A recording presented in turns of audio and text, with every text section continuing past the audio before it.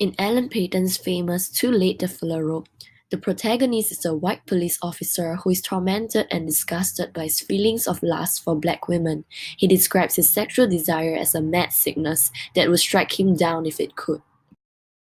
Significantly, the black woman in Peyton's novel with whom the police officer had sex and whom Rati Talo calls a temptress in his reading of the text exposes the illicit affair to his superiors, but is ultimately denied narrative agency.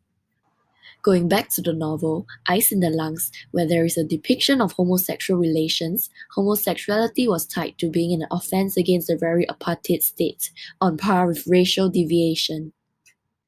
While high levels of homophobia existed within white society, it is indeed the apartheid government that is positioned as the custodian of heteronormative whiteness. In fact, insistence on conservative moralism appears to be inextricably bound to the defense of the state. This ideological convergence is made clear when police officers vandalize the outside wall of Paul's flat. He wakes up to find graffiti painted on his walls with the words above. Evidencing the intersections of white supremacy, homophobia, and political conservatism, this graffiti marks Paul as other, not only to the state but also to the broader projects of heteronormative whiteness.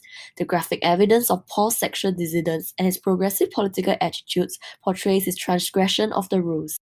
Another instance is the portrayal of heteronormativity in novels in a stereotypical manner, such as in Ruth Frankenberg's novel that features a cast of characters such as white woman, white man, man of color, and woman of color. Through representations of the relationship between these gendered and racialized tropes, Frankenberg writes that the white man is strong, dominant, an arbiter of truth, and a self-designated protector of white womankind, and white woman is frail, vulnerable, delicate, sexually pure, and at times easily led astray. While the man of color is sexually rapacious, is sometimes seductive, and usually predatory, especially towards white women.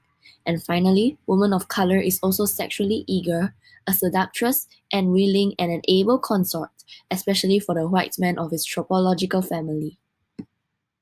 In this literary account by Frankenberg, the black male predator is replaced by white sexual predators.